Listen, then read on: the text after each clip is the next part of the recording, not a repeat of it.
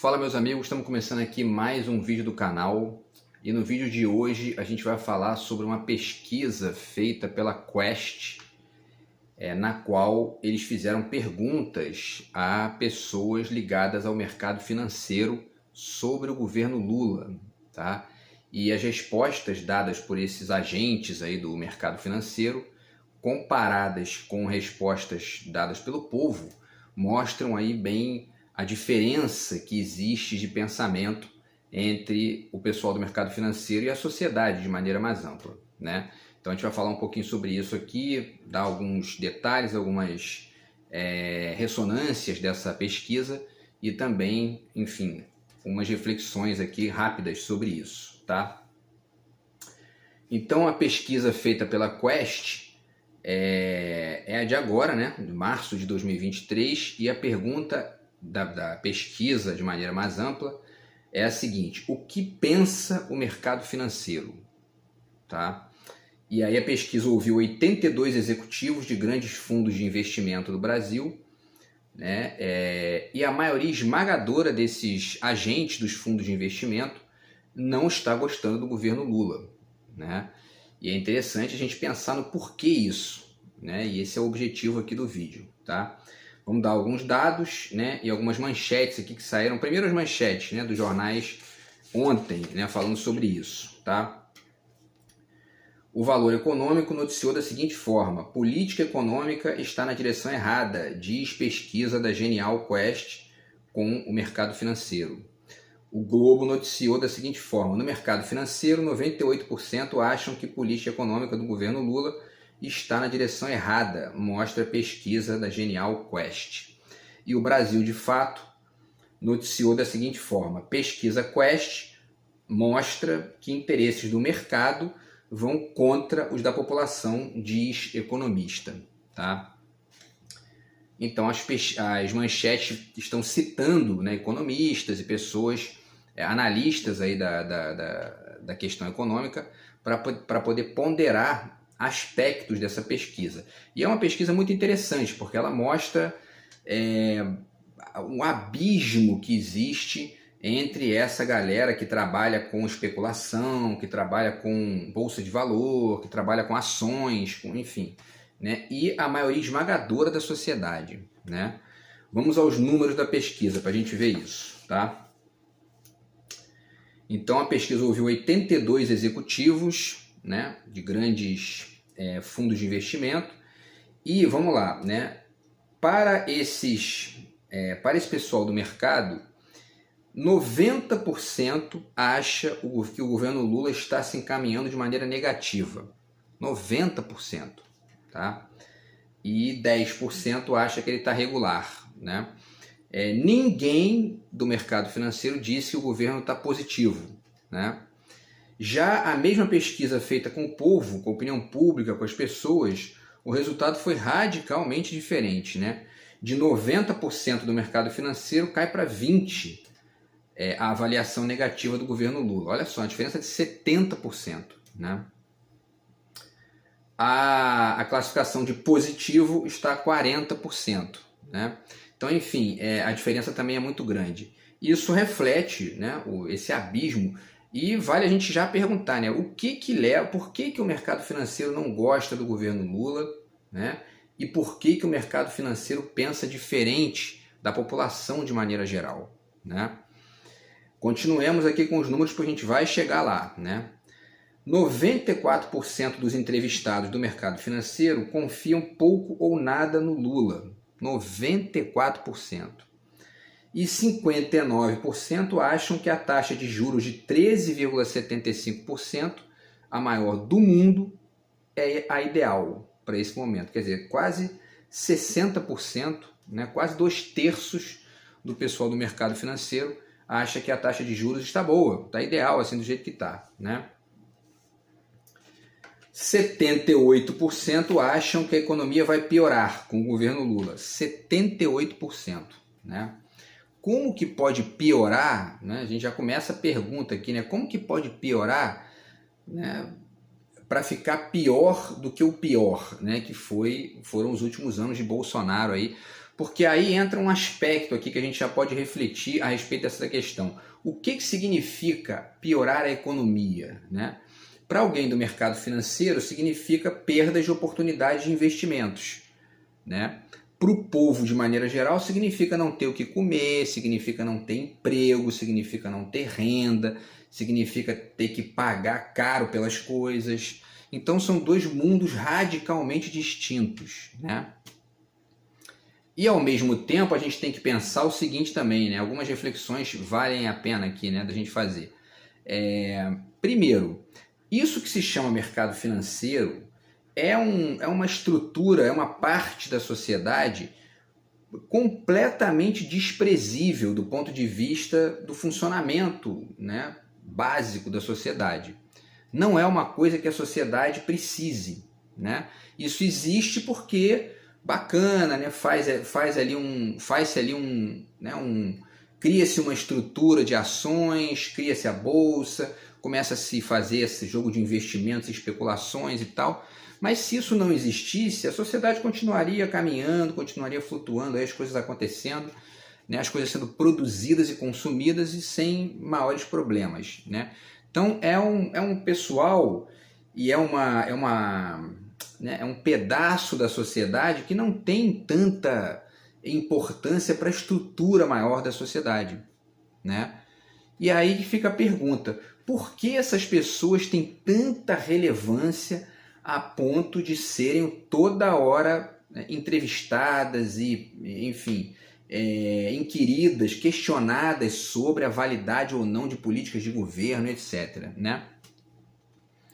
Aí alguém pode chegar e dizer, não, porque o pessoal do mercado financeiro fica preocupado com os gastos públicos excessivos. Será mesmo? Se vocês assistiram o filme A Grande Aposta de 2008, né, que fala sobre a crise de 2008, aliás, né, o filme um pouco depois, né, que fala sobre a crise de 2008, A Grande Aposta, vocês vão ver que esse pessoal do mercado financeiro comprava as pessoas das agências de risco para poder mentirem sobre a situação econômica do país naquele momento. Por quê? Para poder sustentar as apostas sem maiores consequências, né? E isso levou à bancarrota completa do sistema e uma crise violentíssima que matou gente, que deixou um monte de gente sem casa e tudo mais, né? Então, quer dizer, será que essas pessoas têm tanta responsabilidade fiscal assim mesmo para poder ter toda essa marra, né, de estar ali, né? Essa expressão é muito comum na boca, né, do pessoal do mercado financeiro. Responsabilidade fiscal, né? Teto de gastos, tem que controlar o gasto, né? Não pode passar de tanto. Porém, essa gente morde, né, devora uma parte gigantesca do orçamento brasileiro. 47% do orçamento fica flutuando ali entre 43% e 47%, o dinheiro gasto com juros e amortização da dívida pública, né? E essa dívida pública é uma dívida pública que vai sendo ali, ó, né? Ela continua, ela não para, né? Ela baixa um pouquinho, sobe um pouquinho, tem essa coisa, mas ela se mantém ali e a dívida chega a 80% do PIB e engole 47% do orçamento e fica isso todo ano, né? A Maria Lúcia Fatorelli, que é uma auditora fiscal da Receita, que tem uma ONG chamada Auditoria Cidadã da Dívida, já fez vários vídeos no YouTube ponderando a necessidade de se fazer uma auditoria pública da dívida para verificar se há fraude ou não, porque segundo ela, segundo os estudos que foram feitos pela ONG dela, existem vários indícios de fraude. Ela participou de uma... Eu vou deixar o link para vocês aqui. Ela participou de uma investigação feita pelo Rafael Correia no Equador, se não me engano em 2007, eu acho, e se descobriu lá que 90% da dívida pública do Equador era fraudulenta. Dentre outras coisas, o que ela narra é que parte da dívida era ressuscitada. Então, tipo, né, pedaços da dívida que já tinham caducado, né, dívidas feitas na ditadura militar, já tinham caducado e os governos neoliberais da década de 90 ressuscitaram essas dívidas Por quê? Porque elas interessam a quem banca esses políticos neoliberais, que são essas mesmas pessoas do mercado financeiro que ficam criticando o governo de esquerda aqui na América Latina quando ganham, né? E aí a Maria Lúcia Fatorelli diz que existe uma grande possibilidade de que o perfil da dívida do Equador seja muito parecido com o perfil da dívida do Brasil. Por quê? Porque todos os países aqui da América do Sul foram vítimas de ditaduras militares na década de 60, 70, início da década de 80. E essas dívidas foram, em grande parte, feitas naquele período. E aí isso acabou gerando esse aumento sistemático da dívida pública, né? E isso foi ressuscitado pelos governos neoliberais da década de 90, no caso do Brasil, Fernando Henrique Cardoso, né, e tudo mais. Então, há que se perguntar, né? Será que o mercado financeiro tem tanta responsabilidade fiscal assim, né? A gente viu na crise de 2008 que não é bem assim, né? Responsabilidade fiscal para eles é dinheiro no bolso, né? E aí a gente também vai tentar responder no vídeo de hoje o porquê então, né, eles são tão, né, requisitados para falar a esse respeito, né? Continuemos com os números da pesquisa, né? Eu disse então que 78% dos agentes do mercado financeiro acham que a economia vai piorar. Economia piorar para eles é perda de investimento, é perda, né, de capital especulativo, é perda de possibilidade de manejo do dinheiro público, né? Porque aí entra uma outra questão que eu acho importante de ponderar aqui. Uma das formas de verificar a diferença entre a direita e a esquerda no Brasil, por exemplo, mas de maneira geral provavelmente isso acontece na América Latina inteira, é a verborragia utilizada, né? Então, muitas vezes, quando você vai perguntar para uma pessoa do mercado financeiro, esse dinheiro aqui que vai ser gasto na educação, que vai ser gasto ali na saúde a mais, geralmente eles tratam isso como despesa, como gasto, e não como investimento, né? Isso denota uma diferença importante, né? E aí isso é um elemento que norteia o discurso de que tem que cortar gastos, né? Porque não pode gastar demais, a não ser com os juros da dívida. Aí pode, porque esse dinheiro ele não entra em teto de gastos, por exemplo, né? As leis de teto de gastos, os projetos ali de teto de gastos não incluem o dinheiro da dívida pública, nem os juros, nem a amortização, nem as operações compromissadas e etc, né? Um dinheiro que poderia estar sendo gasto para poder melhorar os hospitais, para poder melhorar as escolas públicas, para poder, enfim, né, gerar mais investimento em infraestrutura, na indústria, tecnologia, enfim. E a gente fica engessado por esses mecanismos neoliberais que são mecanismos da direita via Estados Unidos para poder sustentar, né, de maneira ali sistemática o engessamento de qualquer tipo de produção que remeta o Brasil a uma lógica de bem-estar social próxima dos europeus, por exemplo, né? Isso é muito evidente aí. Então, voltemos aos números. A pergunta: nos próximos 12 meses, qual a sua expectativa em relação à economia? O mercado financeiro responde 6%, só 6%, acha que a economia vai melhorar. No caso do povo, são 62% que acham que vai melhorar. Olha a diferença, 56% de diferença, né? 16% acham que vão ficar igual, que vai ficar igual, e no caso do povo 14%, aí ficou parecido, né? E o mercado financeiro, 78% acha que vai piorar a economia com o governo Lula, enquanto que no caso do povo, 20%, né? E não sabe, ou não respondeu, no mercado financeiro não teve ninguém, e no povo teve 4%. Então, olha a diferença, né? Para melhorar o mercado 6%, povo 62%. Para piorar, o povo 20% e o mercado financeiro 78%. E há que se considerar que dentro desses 20% aí, provavelmente a maioria é bolsonarista, evidentemente, né? E o bolsonarista hoje, ele torce contra o governo Lula muito mais para poder né, poder dizer que o governo Lula foi pior do que o Bolsonaro, o que vai ser muito difícil, né? Porque para ser pior do que o Bolsonaro, o Lula vai ter que destruir o Brasil, né? Mas o fato é que os bolsominions certamente torcem para isso, né? E a gente percebe nas movimentações, na manutenção das fake news e tudo mais, né? Que eles estão aí torcendo para que dê errado, para dizer, tá vendo? Mas eles não têm nem como dizer tá vendo, né? Porque o que eles fizeram com o país foi destruir tudo, né? Mas o fato é que eles vão dizer porque eles mentem todo dia, né? Fake news todo dia, então enfim, né? A gente já sabe que é isso aí que funciona. Uma outra coisa importante também que essa pesquisa mostra, que eu acho legal de dizer, é que o mercado tem lado, né? Ou seja, a parte extrema do capitalismo, né, não é inclusiva, como se costuma defender. Não, porque o capitalismo é o melhor, né? Os neoliberais gostam de dizer isso, né? É MBL e várias pessoas de outras áreas também que são, né, fanáticas do capitalismo. E, enfim, a ideia é essa, né? De que não, o capitalismo é o melhor sistema que existe porque é muito inclusivo e etc. Eu já fiz vídeo sobre isso aqui.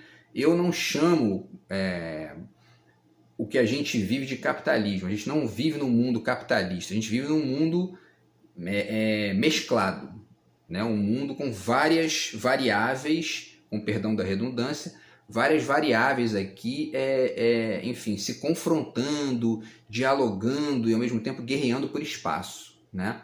Movimentações capitalistas, que são essas extremas do mercado financeiro, dos bilionários, né? O mercado de maneira mais ampla, que é essa lógica das trocas, né, comerciais, simbólicas, etc. A cultura, né? E o comunismo, né, que também flutua nesse jogo aí de maneira muito ampla. Cada direito trabalhista que é conquistado é uma conquista comunista, né? Um direito a férias, direito a 13º, enfim, licença maternidade, né? Tudo que se consiga a partir de luta dos trabalhadores, das pessoas de maneira geral, né? Porque não se trata só de ser trabalhador, se trata de ser uma pessoa, né? Então você vai nos Estados Unidos, você está aí, né? A pessoa não tem dinheiro, morre. Está faltando comunismo, um pouquinho de comunismo lá para poder melhorar um pouco isso, né? Porque se você tem um mínimo de humanidade, se você tem um mínimo de empatia, você vai querer que a pessoa, né, tenha um atendimento digno, independente do que ela tem no bolso de dinheiro, né? Então, enfim, tudo isso é importante e o comunismo está nesse jogo todo aí, né? A Europa, por exemplo, é fortemente comunista em vários aspectos, porque existe um estado de bem-estar social, uma carga de impostos alta, serviços públicos de qualidade atuantes, né, e gratuitos para todo mundo. Na Inglaterra, né, a saúde pública e gratuita para todo mundo na Inglaterra. Então, quer dizer, isso é comunismo. O nome disso é comunismo. Basta ler o manifesto do Marx para vocês verem que está lá, né? Ele chama de comunismo. Eu não estou aqui brincando com as palavras, né? Eu estudei isso, está lá, está no texto dele, né? Ele diz, quer ver um exemplo do que eu estou falando, do que eu estou chamando de comunismo? Na Inglaterra, aprovaram uma lei proibindo que as pessoas trabalhem mais de 10 horas, sejam obrigadas a trabalhar mais de 10 horas por dia. Ou seja, ele estava dizendo, em outras palavras, o quê? Conquistas de direitos, conquistas de possibilidades, né, de mais segurança no trabalho, de mais retorno para os trabalhadores, é comunismo. Então é isso que existe quando cada direito é garantido. Agora no Brasil está tendo uma guerra aí para poder esse pessoal dos aplicativos pagarem direitos trabalhistas, né? Isso, se conseguir, comunismo, né? E ao mesmo tempo existem as movimentações excessivas do comunismo também, que chegam a um limite às vezes, como existe, né, em alguns países, Coreia do Norte. A própria Venezuela comete vários equívocos lá nesse sentido também, e que devem ser ponderadas pelo trabalho crítico da mesma forma que acontece com o capitalismo, né? Enfim, pessoal, e aí estamos chegando aqui ao final, né? Sim, vale uma reflexão aqui, né? Pegando esse livro, tá? Porque essa questão que eu falei, né, de que o capitalismo, de que o mercado financeiro tem lado, esse livro aqui, por exemplo, do Peter Sloterdijk, né, que é um livro chamado No Mesmo Barco, Ensaio sobre a Hiperpolítica, né, esse fenômeno da hiperpolítica, ele fala várias coisas interessantes aqui, tá? Não estou fazendo uma crítica ao livro de maneira geral, mas essa ideia de que todos estão no mesmo barco, por quê? Porque acabou a dicotomia antiga, né? E isso é conversa fiada, isso aí é ingenuidade, né? Ver dessa forma é ingenuidade, e essa pesquisa é mais uma prova dentre várias de que isso é uma ingenuidade, né? Porque o mercado financeiro não está no mesmo barco da sociedade de maneira geral, né? O mercado financeiro não está nem aí se a picanha está R$100, se a picanha está 30, né? Eles não estão nem aí para isso, eles querem saber do seguinte, ó, dá para garantir essa grana aqui para a gente ficar apostando no orçamento? Porque o problema é esse, não se trata de responsabilidade fiscal, de teto de gasto, isso é conversa fiada, né? Isso é conversa fiada, porque você vai ver mesmo na prática como funciona a cabeça dessas pessoas e o modo de operação deles, tá aí com o que aconteceu na crise de 2008, né? Ó, vamos apostar ali, mas isso pode destruir o país, meu irmão, mas a gente pode ganhar um dinheirão com isso, entendeu? E enfim, os atores, né, daquele processo ali que aparecem, né, representados no filme, eles chegaram ao limite de apostar na quebra do sistema financeiro, né? É uma lógica tão voraz e ao mesmo tempo autofágica, né, que eles vão apostando na própria quebra da coisa, né? Então, que tipo de responsabilidade? Isso é responsabilidade fiscal? Convenhamos, sejamos, né, ponderados aqui. Dá para chamar isso de responsabilidade fiscal? Não dá, né? Então, enfim, e aí o economista, vamos ver o tempo aqui, o economista Daniel Conceição, da UFRJ, disse ao jornal Brasil de Fato o seguinte, abre aspas, para quem vende empréstimos, o ideal é que a renda do cidadão médio esteja sempre deprimida, de modo que ele precise sempre recorrer a empréstimos. Para quem especula, não pode haver estabilidade macroeconômica e financeira, porque isso elimina as oportunidades de ganhar com variação de preços, né? Então, quer dizer, quem especula não quer estabilidade, quer flutuação, crises. Isso interessa a muita gente, especialmente no mercado financeiro. Ao mesmo tempo, a renda média do brasileiro é muito baixa, né? Não chega nem a R$3.000. Eu falei disso outro dia aqui no vídeo, dá 2.850, um negócio assim, reais, né?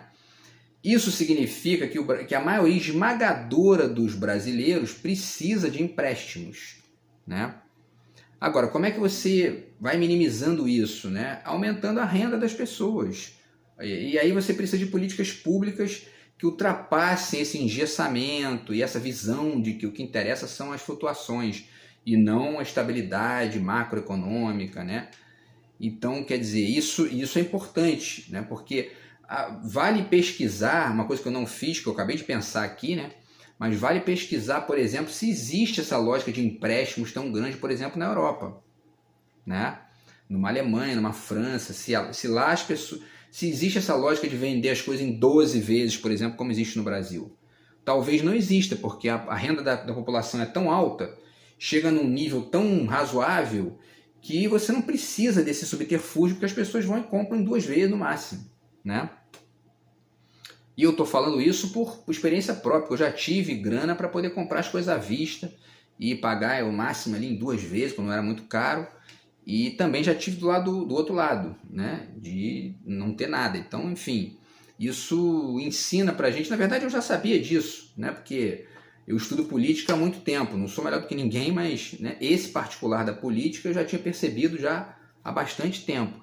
Que o fato de você ter muito dinheiro, você ter uma quantidade boa de grana, não precisa fazer com que você seja um cego, né, para os problemas do país, para a pobreza, enfim. Então, vale pesquisar isso, né, para saber se na Europa tem essa lógica de empréstimos aí, né, exagerada como existe no Brasil. E a gente finaliza então dessa maneira, né? Por que o pessoal do mercado financeiro quer sustentabilidade da dívida pública, né? É uma pergunta, porque eles são, né, eles são especuladores, eles não são responsáveis, né? E eles são o tempo todo inquiridos sobre a responsabilidade fiscal. Isso aqui é muito engraçado, né? Chega a ser até meio bizarro isso, né? Bom, e aí, evidentemente que tem essa questão, né? Que eles reclamam, porque, né, com a esquerda eles perdem os dividendos recordes que eles têm, né? O caso da Petrobras, por exemplo, é bem indicativo disso, né? No governo Bolsonaro, Paulo Guedes, eles ganharam, né, lucros recordes para os acionistas, né? Porque as pessoas leem muito rápido ali as manchetes, lucro recorde da Petrobras, daqui a pouco começa a repetir isso como se fosse um valor positivo, né? Mas não leram o subtítulo, não leram a matéria, então não entendem que na verdade é um lucro recorde para os acionistas. Quem pagou esse lucro foram as pessoas, o povo, que pagou 7, 8, 9 reais de gasolina, né, durante 2 anos e meio, e 3 anos com o Bolsonaro, né? Ou seja, né, são as prioridades. Se perguntar para o mercado financeiro como é que foi a gestão da Petrobras durante o governo Bolsonaro, vai dizer que foi uma maravilha, aí, ó, lucro recorde. Pô. Se você pergunta para alguém do povo que não é um bolsominion fanático, né, que paga 10 reais a gasolina e elogia o mito, né, vai olhar e vai dizer, pô, tive prejuízo aqui, entendeu? Paguei muito caro na gasolina, podia ter pagado mais barato. E aí, né? Para onde foi esse dinheiro? Para o bolso de quem? Entendeu? Então, não estamos no mesmo barco. Essa é a questão, né? Desculpa. E para finalizar de fato, né? Para finalizar mesmo o vídeo, tá? Que eu acho que eu falei de tudo aqui. Vamos ver se eu falei de tudo, né? Sim, é isso aí. Já gastos, investimentos e tal.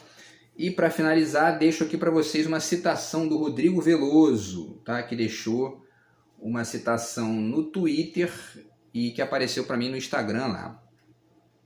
Ele diz o seguinte: 98% dos agentes do mercado apoiaram a imunidade de rebanho, apoiaram a cloroquina, a venda das estatais a preço de banana, que é o que aconteceu inclusive nessa refinaria da Petrobras aí que está dando confusão para o Bolsonaro. Vendeu pela metade do preço e o mercado achou uma maravilha isso, né?